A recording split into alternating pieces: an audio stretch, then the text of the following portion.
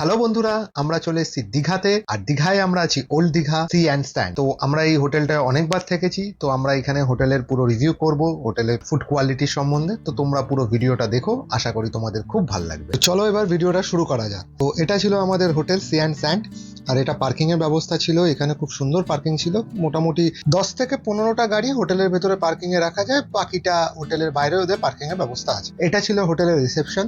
তোমরা যদি চেকিং এর আগে পৌঁছে যাও তো এখানে ওয়েট করতে পারো। তো রিসেপশনটা যথেষ্ট বড় ছিল, খুব সুন্দরভাবে সাজানো ছিল। তো এবার চলে আসি আমাদের রুমে। আমাদের রুমটা ছিল সাইড সি ভিউ। রুমটা মোটামুটি ঠিকই ছিল। রুমের এন্ট্রান্সে একটা ওয়ার্ড্রপ ছিল, এখানে একটা ডয়ার ছিল আর মিরার ছিল। তবে হ্যাঁ, প্রশান্ত বিচ রিসর্টের মতো রুমটা বড় ছিল না। দুজন অ্যাডাল্ট আর একটা বাচ্চার জন্য ঠিকই ছিল। বেডটাও ঠিক ছিল, বাট 3জন অ্যাডাল্টের জন্য আমার মনে হয় সাফিসিয়েন্ট জায়গা হতো না। এখানে একটা ছোট্ট টি টেবিল, দুটো টোপা মতো ছিল, আর এখানে একটা ওয়াটার কেটলি ছিল, আর টি ব্যাগ, কফি, মিল্ক ছিল, আর দুটো কমপ্লিমেন্টারি ওয়াটার। এবার আমরা চলে এসেছি ব্যালকনিতে। ব্যালকনিটা মোটামুটি ঠিকই ছিল, খুব একটা বড় ছিল না। আর এখান থেকে সমুদ্র খুব একটা ভালো দেখা যায় না, কিন্তু এটাকে সাইড সি ভিউ রুম বলা হচ্ছে। তো আমি ফোনটা অনেকটা জুম করাতে এখানে খানিকটা পুল আর সমুদ্র দেখা যাচ্ছে। ওভারঅল হোটেলটা ঠিকই ছিল। আমাকে 10-এ যদি রেটিং দিতে বলা হয় আমি এটা 7 দেবো। যেহেতু দীঘায় এলে আমি সি অ্যান্ড স্যান্ডেই থাকি, তো আমার এক্সপিরিয়েন্স থেকে বলতে পারি যে এখানে স্টাফেদের বিহেভিয়ার খুব ভালো, আর রুম সার্ভিসও খুব ভালো। তো এবার আমরা চলে এলাম একটু সমুদ্রের পারে। তো বন্ধুরা, তোমরা যদি আমার মন্দারমণি থেকে দীঘা যে নতুন রাস্তাটা দিয়ে আমরা এসেছি সি বিচের পাশ দিয়ে, সেই ভিডিওটা দেখতে চাও তো তবে অবশ্যই আই বাটনে ক্লিক আমার ভিডিওটা দেখো, কারণ আমরা এখানে দীঘা মেরিন ড্রাইভ যে রাস্তাটা আছে সেটাকে এক্সপ্লোর করেছি। আর সমুদ্রের পর আমাদের খুব ভালো লাগছিল, যেহেতু ওয়েদারটা অসাধারণ ছিল, হালকা বৃষ্টি পড়ছিল। তো এখানে রুবি আর আয়াংশ খুব আনন্দ করছিল, আর আমিও ওদের সঙ্গে একটু জলে লাফালাফি করে নিচ্ছিলাম। দীঘা এলে বন্ধুরা তোমরা অবশ্যই একবার হোটেল সি অ্যান্ড স্যান্ডে থেকো, তোমাদের খুব ভালো লাগবে। আর এই হোটেলের একটা বিশেষত্ব আছে, যেটা এদের একটা পার্সোনাল রোড আছে, যেটা দিয়ে তোমরা ডাইরেক্ট পুল থেকে ঝাউবনের মধ্যে দিয়ে সি বিচে আসতে পারবে। এবার আমরা চলে এলাম একটুখানি সুইমিং পুলে। তো সুইমিং পুলেও বেশ খানিকটা আমরা সময় কাটিয়েছিলাম। আর মোটামুটি যেহেতু উইকডে ছিল, খালি ছিল বলা যেতে পারে, আর আমরা 3জনেই ছিলাম, আর খুব ভালো লাগছিল। তোমরা দেখছো এখানে আয়াজ আর রুবিও খুব আনন্দ করছিল, আর জলটাও পরিষ্কার ছিল। আর এই যে সামনে যে রুমগুলো দেখা যাচ্ছে, এটাকে সি অ্যান্ড স্যান্ডের ফ্রন্ট সি ভিউ রুম বলা যায়। তবে হ্যাঁ, কিন্তু এখানেও সেই ঝাউবনের মাঝখান দিয়ে হালকা সমুদ্র দেখা যায়। আমরা একটুখানি এখানে পুলে ভালো করে স্নান করে আনন্দ করি, আর তোমরা কন্টিনিউ ভিডিওটা দেখতে থাকো।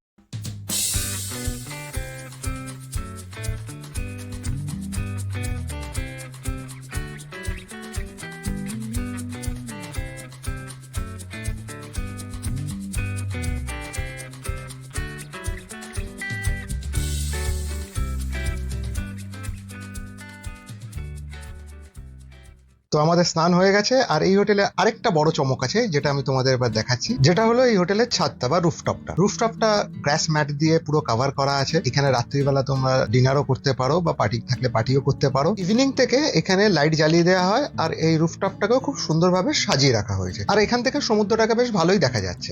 আর বিকেলবেলা এখানে বেশ চেয়ার টেবিল পাতা থাকে, তো তোমরা বসে খানিকটা সময় কাটাতে পারো। এই পুল সাইড থেকে একটা রোড আছে, যেটা ডাইরেক্ট বিচে নিয়ে যাচ্ছে ঝাউবন্দি। তো এটাও আমি একটু পরে দেখাচ্ছি তোমাদের। আর যেহেতু রুফটপটা অনেকটাই বড়, তো এখানে বাচ্চা কাচ্চারাও একটু খেলাধুলা করতে পারবে। তো সকালবেলাও বেশ আমাদের ভালোই লাগছিল। তো আয়াস একটুখানি এখানে খেলাধুলা করে নিল, দেন আমরা চলে গেলাম রেস্টুরেন্টে। এইখানে আমাদের ব্রেকফাস্টটা রেডি ছিল, আর ব্রেকফাস্টের টাইমিংটা ছিল 8টা থেকে 10টা পর্যন্ত। তো এখানে ছিল লুচি, ছোলার ডাল, বড়া, সঙ্গে চাটনি, ওয়াটারমেলন, বয়েলড এগ ছিল, চুমুই ছিল, যেটা কনসিস্টেন্সিটা একটু পাতলা ছিল, তবে খেতে মোটামুটি ভালোই ছিল। আর প্রত্যেকদিনই এখানে ব্রেকফাস্টের আইটেম চেঞ্জ হতে থাকে। আর সাথে ব্রেড বাটার তো সঙ্গে ছিলই, কফি, টি, জুস বাচ্চাদের জন্য। তো আমি এখানে নিয়ে নিয়েছিলাম ওয়াটারমেলন, লুচি, ব্রেড টোস্ট আর একটু তরকারি।